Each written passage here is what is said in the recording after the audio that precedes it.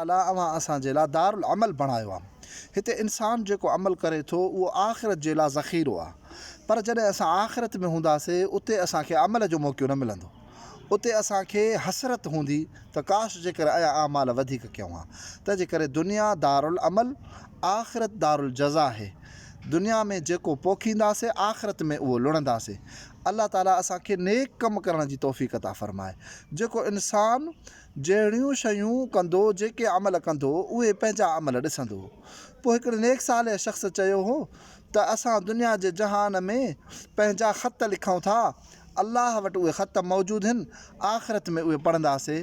याने जेके असां दुनिया में कमु कयूं था, गुफ़्तगू ॻाल्हायूं था, उहा लिखिजे थी, आख़िरत में असां उहे पढ़ंदासीं। पोइ जहिड़ो ॻाल्हाईंदासीं ओहिड़ो असांखे बदिलो मिलंदो। जे असां दुनिया में सुहिणो ॻाल्हायोसीं, सुहिणी गुफ़्तगू, अख़लाक़ हसना असांजे अंदरि हूंदा, सुन्नत नबी असांजे अंदरि हूंदी, सुहिणो अमल असांजे अंदरि हूंदो, त क़ब्र बि सुहिणी, आख़िरत बि सुहिणी, अल्लाह वटि बि इज़त, हुज़ूर अनवर सल्लल्लाहु अलैहि वसल्लम जी ज़ात अक़दस वटि बि इज़त। तंहिंजे करे अल्लाह से असांखे नेकी जो नूर अता फ़रमाए, बुराई खां नफ़रत अता फ़रमाए।